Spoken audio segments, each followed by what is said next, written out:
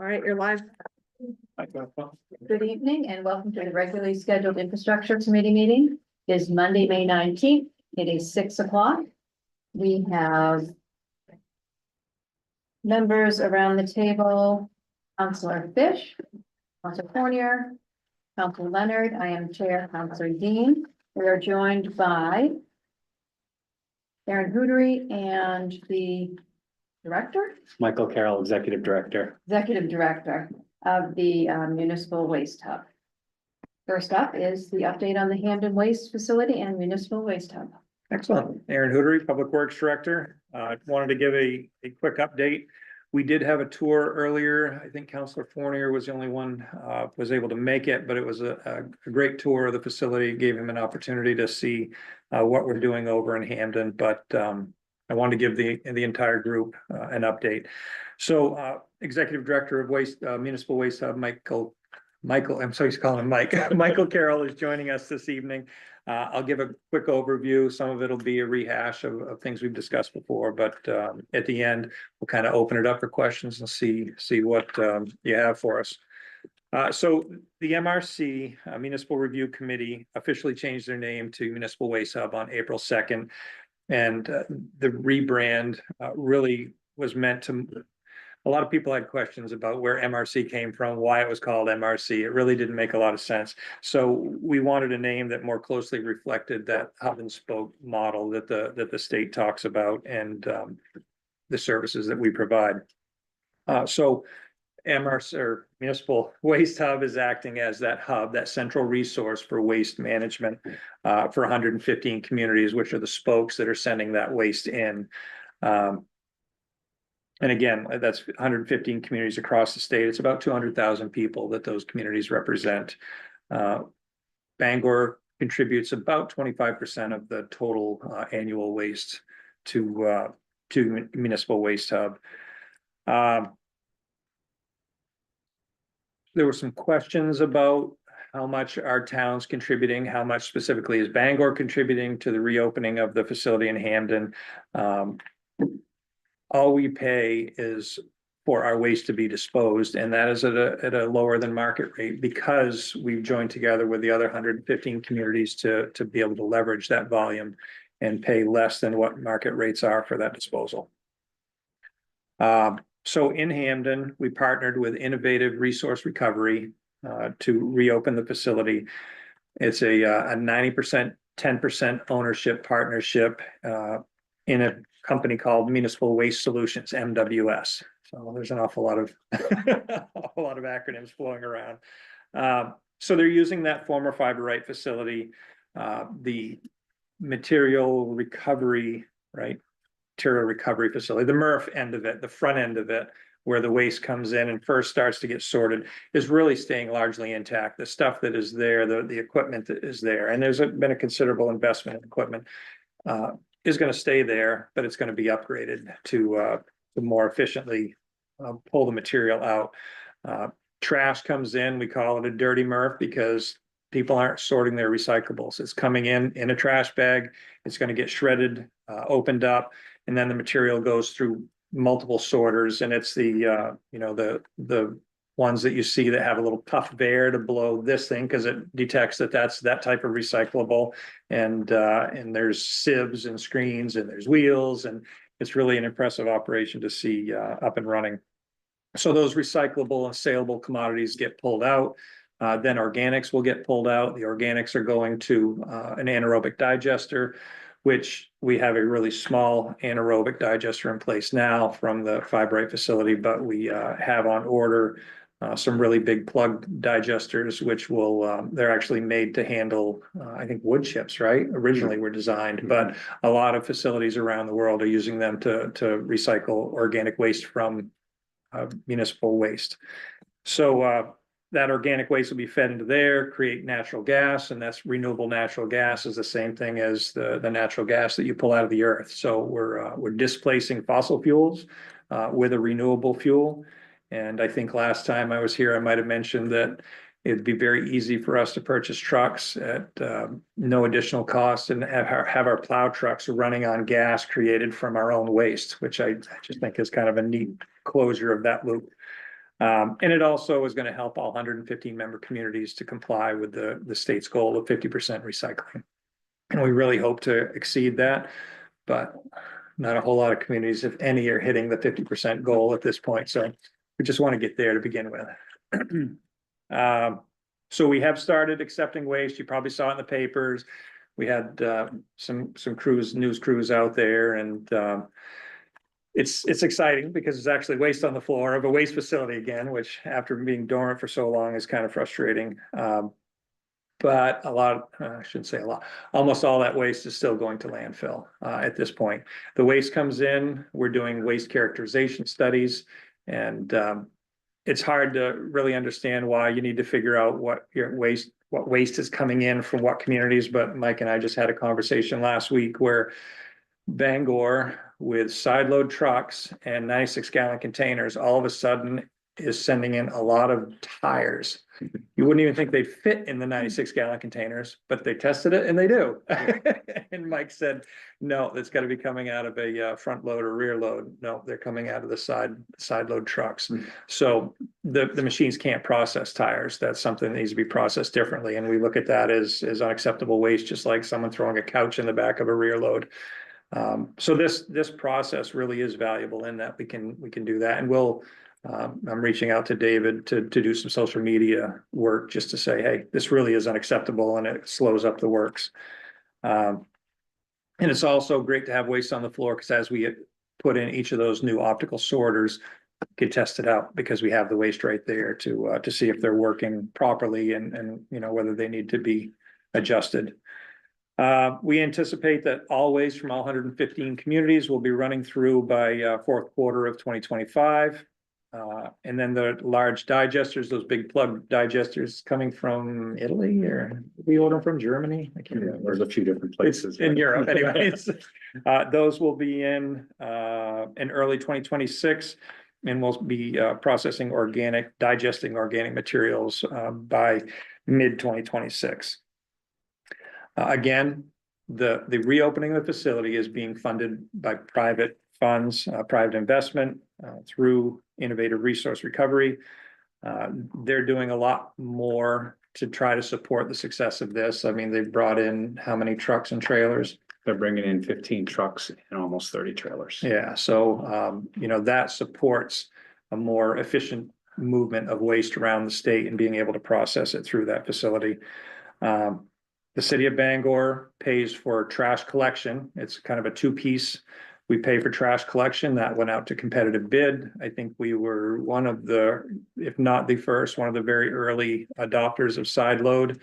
And we got really affordable rates on that. We save over 30 grand a year by going to side load versus what we were doing before, throwing trash in the back of a truck. And then the second piece is that tip fee, that actual disposal fee. And again, we pay lower than market rates because we chose to join together with 115 other communities to throw that waste away. I think it's a benefit for Bangor. Bangor is not paying to reopen this facility, and as much criticism as the facility has received over the years, there's a really solid plan in place to get it reopened, to pull out recyclable commodities and create good from the waste that we're creating right now, with very little of it, or as little as possible, going to landfill at the end of the day. Questions? Burning question, Yes. if I may. The large anaerobic digester, Yes. why do we need to wait until 2026? Because they need to be made and Yeah. delivered. They're big, It's an additional 7 million gallons being added. They're enormous tanks. long lead times on this. And they wanted to pull the trigger earlier and buy, but they wanted to make sure that this could handle municipal waste. And I think that's where Italy came from. They went to Italy to see, a large processing organic waste digestion facility there. And then was it Toronto or Ontario? Yes, I went to Toronto with them. Yeah. So they did not, Innovative Resource did not want to spend money until they knew it was a proven technology and that it was going to make this facility operate the way it should. Very, very savvy business people, and they're confident. Their confidence has convinced me for sure. They are not wasting money here. they're using their own money to get this facility up and going. Council Leonard? I just thought it was a really good point to bring in just what types of waste is not acceptable. And to your point with David regarding the social media, not only do I think it would be a good idea to educate the public on what is acceptable, what's not acceptable, but also just to educate the public on this new facility as well. I think it would be a really great idea to whether it be Mike or another employee to just go through the facility just to show people, hey, look, this is just how it works. This is what we're pitching into. And I think to illuminate on this more will help ease a lot of the people who have been very vocal in their criticism, which I very much understand why. But it is on us to make sure that everyone is on the same page and why we're going about doing this. And I think social media is probably the best way to educate that in the public. So however the two of you think is the best way to approach that, I mean, I'm sure the council will support you in regards to that. But I think that's the first thing that we have to do is really combat a lot of that misinformation. So to add to that, about a year ago, we did start a campaign, and that was part of the renaming. But we've also, we have a video coming out that's in its final stage. It just went to production for education of what the facility does. We're doing a lot of social media posts, and that's all part of bringing this waste in to study what's in it. We understand if it fits in a bag, we have to figure out how to deal with it. But if it's a car tire or the other thing that showed up was one of the big propane cylinders, that's part of the education process before it gets into all these moving parts in this equipment running and create havoc to things. So this is everything that we're working on and to educate folks. Council Horner? How much money is Innovative Resources put into this? So they have 20 million, they've deployed 10 of that so far. Another 8 is going into the MRF. There's a couple pieces being added to the MRF. The nice thing about this plan is we did get to watch it run for 7 months. And so we know where the bottlenecks are and they're doing improvements there. And the anaerobic digester is a number that is a very significant number. That's a very large number. But so far there's been 20 million and 10 of that's been deployed. Then one nice thing that I want to reassure everybody is Municipal Waste Hub, formerly MRC, always just owned the land that this plant sat on. And one of the reasons it was vacant for so long is the bank tied it up. So as part of this $85 million plant, which is now going to be significantly more, we have an ownership in. So we sit at the table on every transaction. We have one member that sits there that's part of the board and we watch everything move now, which is a big difference from where we were with the last owner. Sitting on the outside, Yes. looking in with no say, yeah, so it's a much better position to be in, sure. And to add about the mains 50%, our permit also requires 50% diversion. So we have to meet a 50% diversion. Our permit requires it. We will be audited and we will be checked on for that. Main DEP permit. Yes. Yeah. Council Trumbull? I had a question, but what you just said about the big propane tank getting in. What about like the small ones, like the ones that use for like plumbing torches and those small, are those allowed in the facility or I mean, acceptable? Where do people get rid of those? There isn't a place right yet. They shouldn't be. And that's why I feel we're working on mechanisms because I think it's one of those things that I feel we're gonna have to deal with. So I feel on our part, we're gonna have to figure that out. You know, they fit in a bag, they are metal and what we have to try to get is make sure they just don't get in any grinding processes before. So like the magnet needs to be in front. We have this enormous magnet that as everything goes down the belt, the magnet picks that stuff up and then drops it off the belt on the other side to go in for metal recycling. The key is to get that. And that's why one of the big purchases that we've made that we're putting in is a bag opener. Because things were getting caught in the bag still or in the bottom of the bags. We want to see everything and have everything exposed so that things like that magnet can pick those things up. There's always going to be new developments and new technology that comes that I think if it's facilities like ours where I feel that in these spokes where we need to figure out how to deal with this stuff and the proper way to recycle and bulk it up so that we can get it to recycling, or else you're going to have these transfer stations or you're going to have these cities or towns gonna have to have these parking lots just full of these dumpsters where it's gonna take you forever to get a reasonable amount to collect that stuff and dispose of it. And my other question was not so much about the facility, but when you leave the city, what happens to your position on the board? So I was just gonna bring that up. So, the board has well, I should say the board can or cannot appoint somebody to fill a vacant seat until the next election. In this case, we're not selling our house in Bangor. At the very, very earliest would be fall, but more likely by the end of the year. So, I can continue to fill the seat. Okay, so it doesn't go with your position with the city? No. So you have to be what, a resident of of a member community or an elected official or an appointed. Or, Yeah, yes. so I'm still technically a resident. I can fill that seat. If I chose to vacate the seat, it's likely that they will not fill it until the next election, which would be in December. So because of my involvement and how much time I put into this, I would like to continue to sit on that and Is Mars Hill a member of the? no, Fort Fairfield, no, they're part of I knew it was a county something. yeah. Aroostook Waste Solutions, a totally separate entity, so yeah, once we sell the house in Bangor, I'm no longer eligible to sit on the. I will give up my role as president of the board, though I don't think that it's appropriate for me to sit there, but I still feel based on my experience on the board, I have a lot to offer until I'm not allowed to. Very good. Any other questions? Well, thank you for the update. I'm sure the citizens will appreciate it as well. Thanks. Good to Thank you. see Thank you. Thank you. progress. Thanks, Mike. Thank you. Thanks, Mark. Next up, we have the Emerald Ash Borer Plan presentation. We've all been looking forward to this. Thank you. And she's shortened this up. This will only take about an hour and a half to get through this book, so. 15 minutes was a big ask, so I'm gonna try my best, I really promise.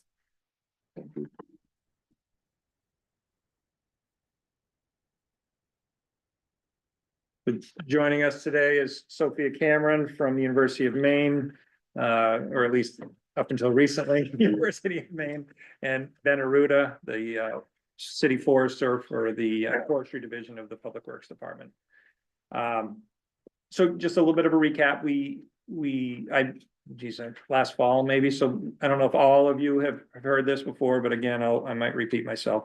In 2023, Ben Aruda and I met with Dr. William Livingston and Professor John Daigle at the University of Maine. They had two students with them that were interested in hearing about our desire to proactively address the upcoming emerald ash borer infestation. Sophie was one of those students. Last summer, she worked along with four other students from University of Maine, worked for us through the summer doing a complete tree inventory, which we never had up until that point. And also started working on a recommended action plan. Very little of that work took place during the paid portion. The majority of it started once she went back to school in September, became an unpaid intern. Ben sat on her advisory committee, but she did a lot of work for the city of Bangor without getting paid for it. Really good work experience. But it was a great experience, exactly.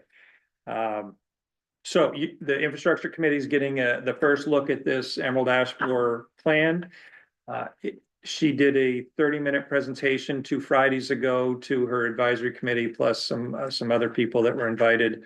Did a great job. That was 30 minutes. And I said, and she really struggled to get it into 30 minutes. And I said, okay, can you do it in 15 now? So here we are going to listen to a 15-minute. And I'm not sure. I'll get this. Do I share? Or do I just bring it up? I'll do a screen share. No? Go Back to Zoom, share and then share that screen. and then go grab this, Gotcha. and now hit share. Thank you. And I'll turn it over to Sonia. You timing them? Please don't mind me.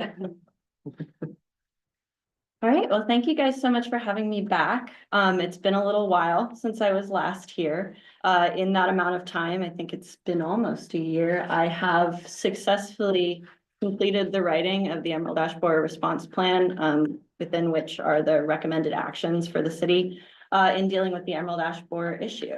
Myself with Ben have been working on it, and I've also had a really great advisory committee from the University of Maine, who all seem very interested in seeing this come to fruition in the next little while. So I think most of you were here for my last presentation, but for those of you that aren't familiar, this is Emerald Ash Borer, small green iridescent beetle. The thing that does the damage, though, is their larvae, which burrow into the vascular tissue of ash trees and girdle it by creating these serpentine galleries down it. They're very distinct, and if you see one, you kind of know what it is. That being said, that prevents water and nutrients from going from the roots up into the canopy, and that's where you get, if I just click this, will it work? Oh, this is the full one. Okay, we're gonna abbreviate, sorry, guys. So that's where you get trees that look like this. So essentially what happens is they die from the top down. A lot of the ash trees in Bangor, of which there's about 20% of it makes up the entire urban canopy of Bangor, which is what we found in our inventory. Most of these trees are mature. That means that they're very brittle branches falling from 30, 40, 50 feet up. It has been found that the wood affected and killed by emerald ash borer is significantly more brittle than other dead wood. So that being said, that's where you get scenarios like this on the right. You can tell that this is actually a pretty rural area because that's a dirt road, but just act of God, tree falls over. There was no storm associated with this and falls on a car. Now take that and move it into an urban area where you have high foot traffic, high vehicle traffic, utility lines, trees that are over mature, already leaning over utility lines. I'll show you a picture later. And we're looking at a pretty disastrous scenario if we do nothing. And there is a 98% mortality rate with emerald ash borer if there is no intervention. So I believe you guys saw these maps too the last time I was here. These have been updated since then. The total number of active, when I say active, I mean that they haven't been removed since the last time someone checked on them. Urban trees in Bangor is 8,574 as of last summer. And the total number of ash in Bangor is 1,854 trees, which makes up about 20% of the urban canopy. This is due to the fact that ash trees are great planted street trees, and they have been planted for years and years and years over and over and over again because they serve a very good purpose of looking pretty and producing a lot of shade. That being said, a lot of those trees are focused in our very populous downtown neighborhoods. And I will say, here's the ash trees. These are all the city trees. I will say this does not include privately owned ash trees, which makes up an even greater percentage of the overall canopy within Bangor. And it also doesn't include any trees within the city forest or other forested areas. So our recommended management strategies aren't reinventing the wheel. These are things that have been used by other communities in the past. The difference is that we have a jump start on it.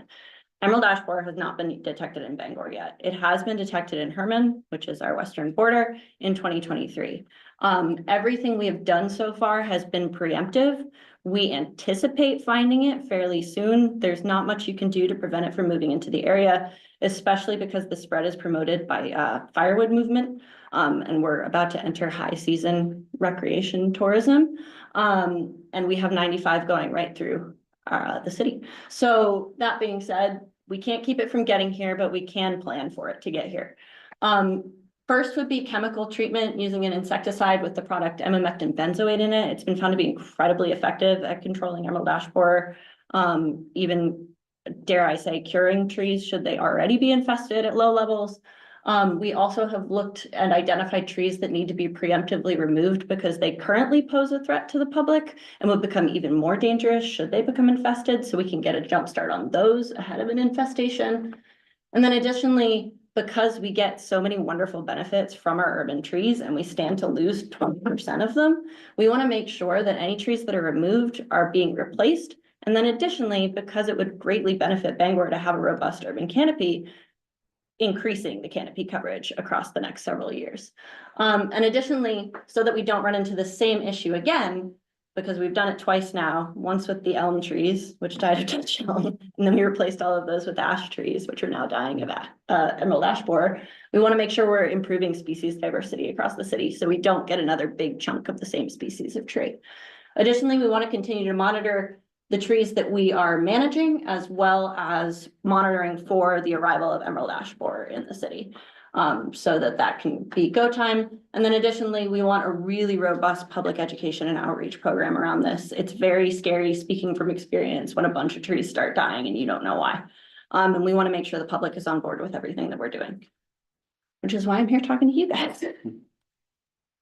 So our treatment strategy, like I said, emamectin benzoate is a product that has been found to be incredibly effective. It is systemic, so it is injected directly into the base of the tree, and then it's translocated through that vascular tissue. So it's not a foliar spray. It is not at risk to other insects outside of the tree. That being said, we have already selected 250 trees that are of good health, not in a place where they need to be removed, and are not a risk to the public. We strategically made sure that every neighborhood across residential neighborhood across the city had a handful of ash trees that they would get to keep to generate point of pride. These are our trees. We want to take care of them. We want to make sure they don't get damaged. That being said, emamectin benzoate treatments have been found to be effective for up to 3 years. So we will be treating initially and continue to monitor for effectiveness.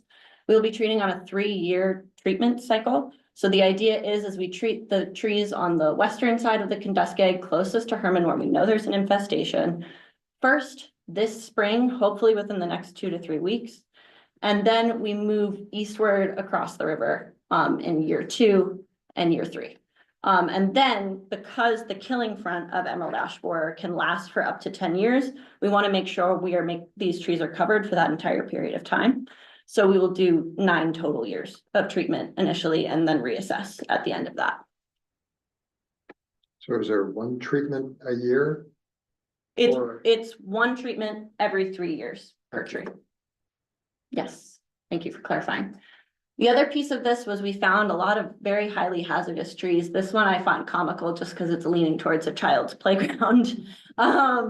Additionally, we were just looking for things where you see those very sweeping stems, heavy tops, bad prune jobs in the past. You can kind of see there's a bulge here in the center that could indicate rot, possibly a limb broke off on the other side, but that's not a structurally sound branch or trunk. And then additionally, other trees that are larger, that are near uninsulated top lines or leaning towards roads. You can see there's some damage here from string trimmers or lawnmowers as well. So these 2 trees are considered trees that need to be removed.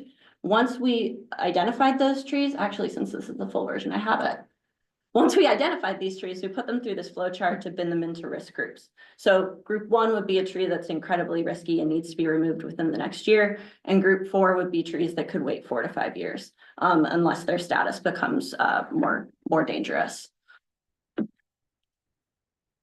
So our replacement strategy, trees in urban areas provide a lot of ecosystem services that we don't always necessarily consider.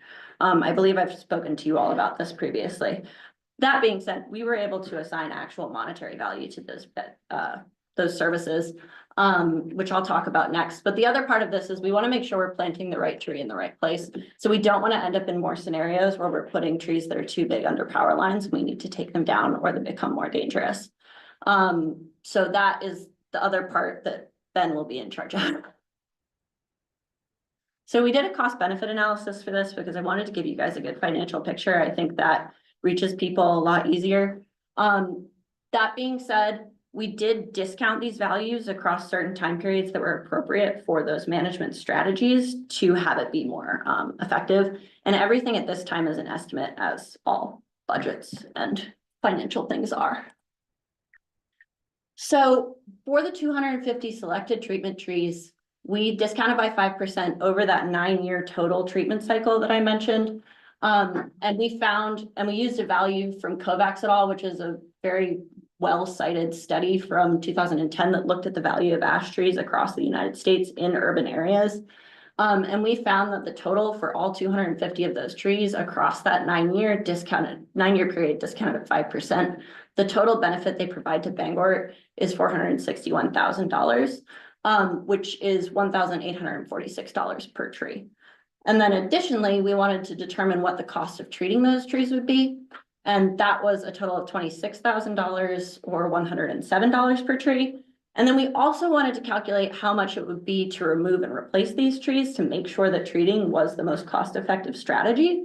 And we found that that would be $634 per tree to remove them and $384 to replace them. And that would be across 3 years with the assumption that those trees, each treatment group would be removed in 1 year.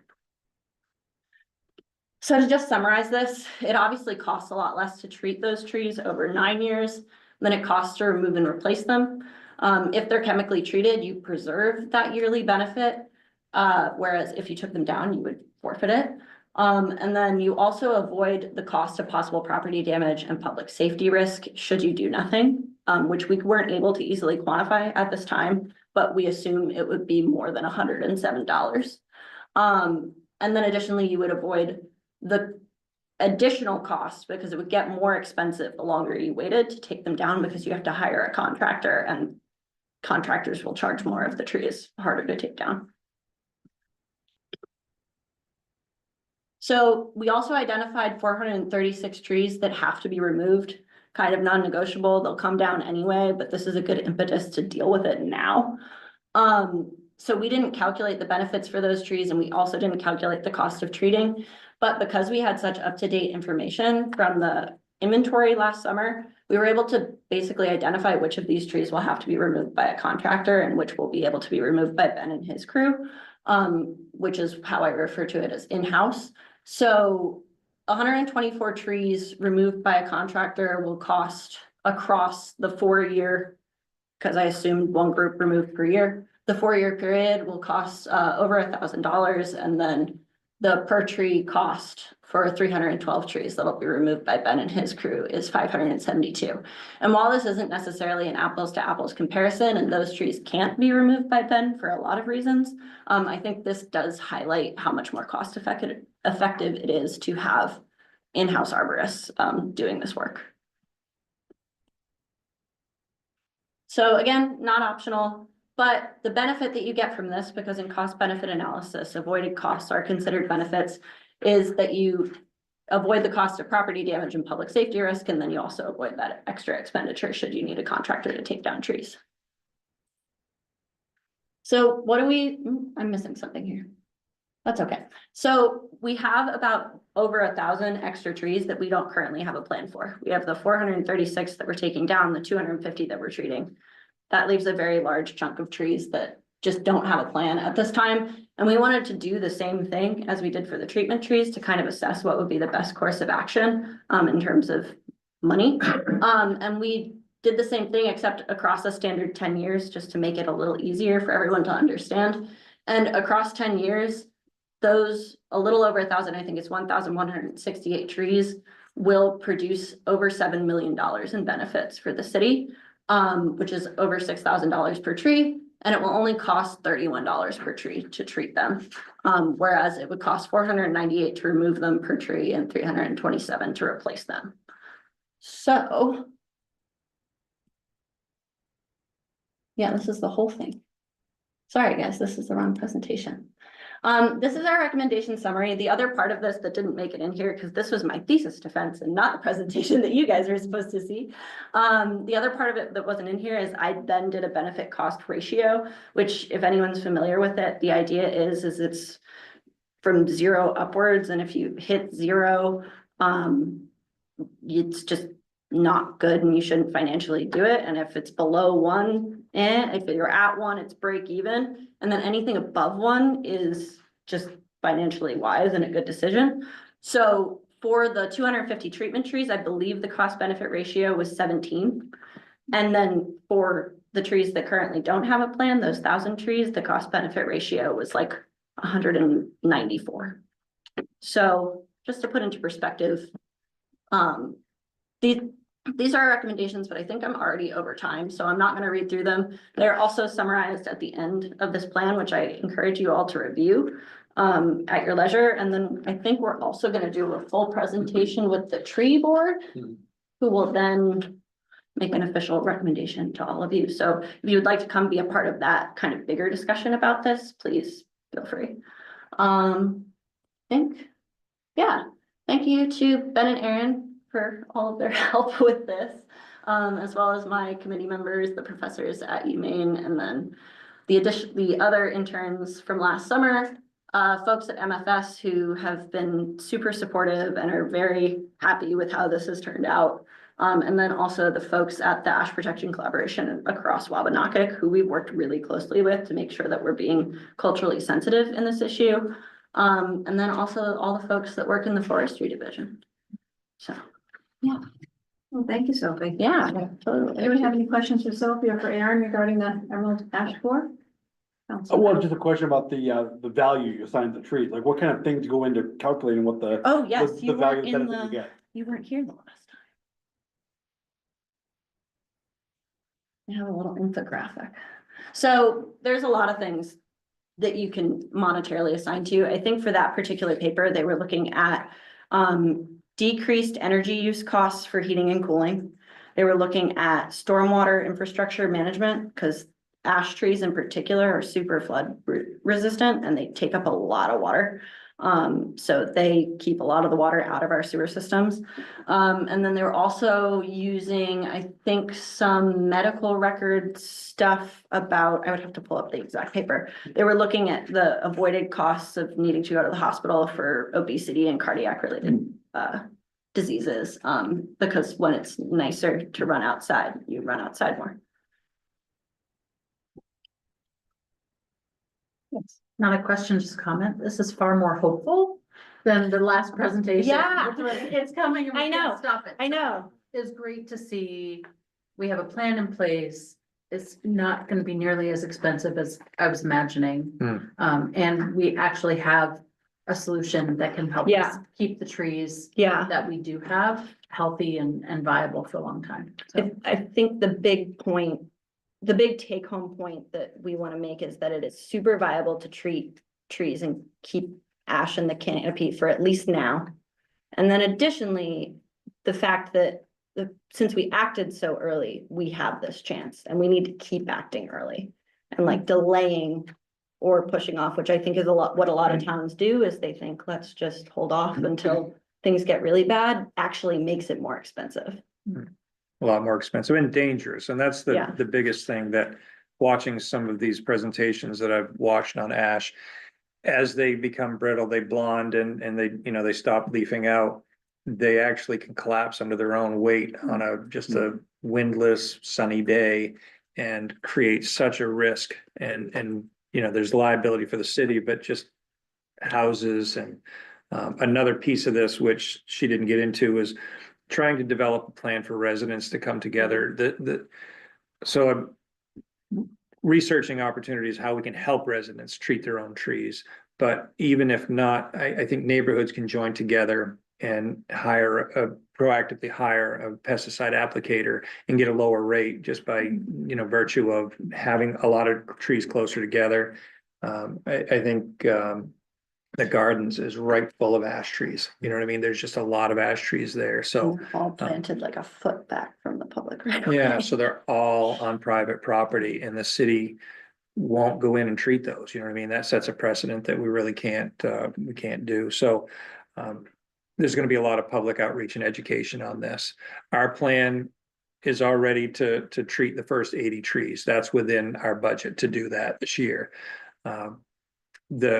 My recommendation to the new director is going to be to expand out, because the investment in those treatments over the next 10 years is going to eliminate or largely reduce the need to take down trees that are dying and cost us a heck of a lot more, as you guys saw from that. So if we're not the first community, we're one of the first communities to proactively address this. And I've received that feedback from a lot of different people. No one else was done. that, as far as we know in Maine. yeah, and Portland is down there removing trees, dangerous trees right now to beat the band, and it is costing them a lot of money. When if we can get a chance to get in there and treat these trees at a much lower rate, boy, can really avoid those costs, so. Counselor Leonard? Just a question on the species themselves. Let's say we do our homework. Let's say we actually treat, the ash trees that we designate are at risk, for us personally. If other surrounding municipalities aren't nearly as, up to date with, the information that we have, and they're not necessarily doing the, proactive work to help their own communities out, is that also going to be a detriment to us? So once trees are treated, my understanding is as soon as well, not as soon as, I think it's like takes a week or so to become effective. Once the trees are treated, they are protected from not only the current, if they have a current infestation, those larvae will be removed, they'll be killed. If a new introduction happens the following year, those larvae will just start to burrow and they will be killed, so they won't even girdle. So the treatment is, the chemical treatment is an insurance policy, pretty much protecting across that time. And I mentioned the killing front, I wish I had a better graphic for it, but the idea with invasive insects and damaging pests and pathogens is that it takes them a certain amount of time to run out of food and run out of things to eat. So should we be able to weather the storm through that, and it passes over us and moves on, it's very likely that we'll be able to reduce the amount of management that we're doing, and those trees could be successful long into the future. So the idea is we're just trying to get through the next 10 years, and what everyone else does around that hopefully will not affect us as much as if we did nothing. Because the killing front will keep moving past and beyond us, so. Fingers crossed, that's the. We'll take one more question. Counselor Turnbull? It might be in your presentation. What is it about the ash that attracts them? Is it the bark, or because there's other hardwoods out there? So they're a species specific insect. There are species of ash trees in their native range of Asia, and those two species have co-evolved over, I don't know how many thousands of years. So they only feed on ash wood. I don't know the specifics of why that is. That would be a really good question for an entomologist. I'm a forester. But yeah, they just specifically like ash trees of any species. So we have black, green and white ash in Maine, mostly green, planted around Bangor, but they'll go for any of those and kill all of them. The only other thing is this, I mean, this is a great work, and it's gotta be a tremendous amount of work that you put in. It was. Thank you very much. But I'm glad it's done. And just so you guys are aware, this is a living document. So if you read it and you have thoughts or feelings or feedback and you want to come to the tree board meeting and talk about it, open for discussion. Quick comment by. I was Sorry. just gonna say, it's great to have UMaine and the forestry department right here in our backyard. to Yeah. Coordinate with Public Works, and that's great. Yeah. Thanks. Yeah, totally. Thank you all for your Thank you, time, guys. appreciate it. All right, next up, we have Jefferson Davis with a quick update on the Maine DOT Broadway Bridge progress. Or lack of.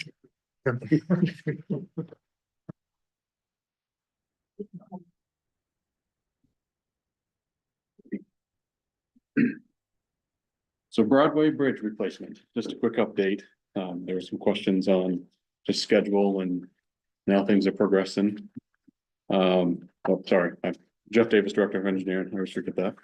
So the Maine DOT in 2023 awarded New England Infrastructure, the I-95 Broadway Bridge Replacement Project. It's part of the DOT's comprehensive multi-year initiative involving mini bridge replacements, and intersection enhancements.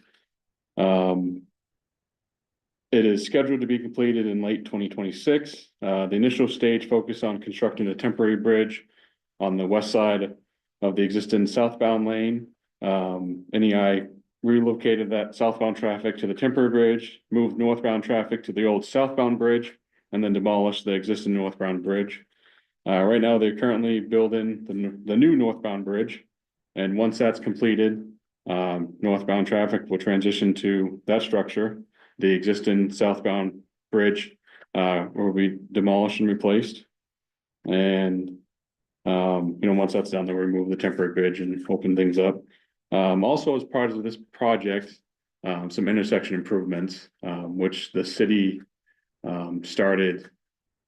I think, when John started, they started to do a Broadway corridor study and see how we can do some safety improvements for that area. Once DOT had a project for the bridge construction, that safety improvements for all intersections lumped into that.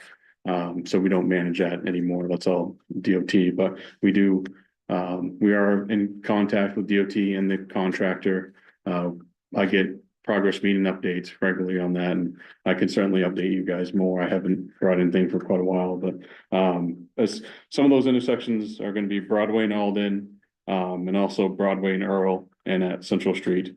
So those will be all part of this large project. Again, right now they're working on concrete walls at the bridge abutments. The next stage, which you'll see some movement on, is beginning of June, is the bridge beams. So it actually look like something's happening out there. They do have to close Broadway down every once in a while. They do coordinate with the city, DOT, and the contractor. And actually, the contractor is very good about answering my calls and emails if I ever get any complaints. I mean, we do have some residential neighborhoods up in that area. We do get complaints with noise and traffic and that stuff, but they are very good about answering our needs. So again, the notice to proceed was June 29th, 2023. And the project completion date is November 20th, 2026. Right now, they're about 54% of the contract. So, and actually, I put a link on this memo that you can actually see live stream cameras of that area, which is kind of cool. So is it on schedule, project or behind? I'm told that it'll be completed on the original completion date. Okay. I know they've had some hiccups. They have worked through them. I know safety has been an issue on 95. This winter was pretty rough. There was a lot of accidents. So their traffic management plan has been updated. DOT's been working with them pretty heavily on that.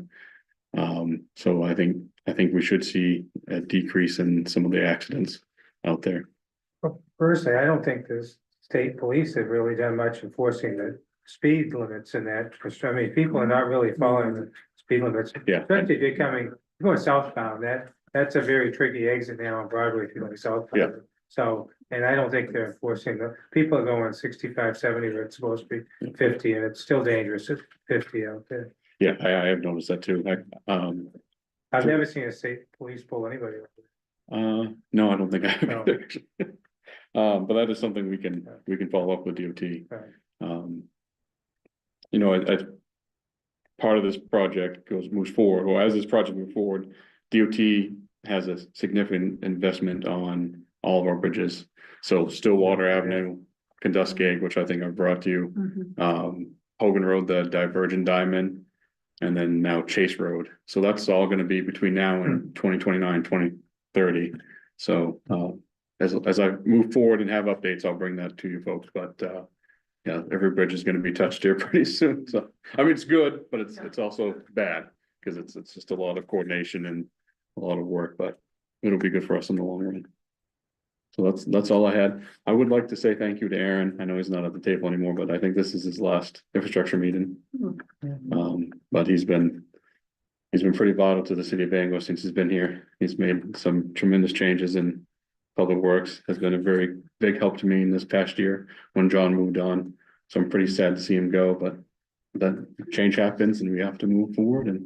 But thank you, Aaron, for everything you've done. Go ahead. Well, thank you, Jefferson. Any other comments? Oops, sorry. Counselor? The accidents and, whether northbound or southbound on Broadway, I'm out that way a lot, several times a day. And there's been a number of things I've noticed. The cones, depending on how they change the lanes, can be really confusing, and then someone will cut someone starts in one lane and kind of cuts over. I know there's been a number of accidents there. As a matter of fact, I think there was at least one that had multiple vehicles. Yeah. And then there was a couple of days where there were huge potholes where people got up and then again, try to divert those, cut over, actually knocking over cones. So it's a little better now. I don't know. I think It is a little better, Kind yeah, of opened up a lane, so it's not as confusing. And striping's down now, so that helps too. Striping's help. But that was a bit chaotic for a number of weeks and just had concern about the other bridges. Okay. It's great to have money to help with the bridges and get them replaced, but we have had a lot of accidents. And I'll pass all this concern on to them. Thank you. Sorry, I thought we were done, so that's why, sorry about that. I believe we are done. Any other comments? Well, that will adjourn the infrastructure meeting. It is 6:50.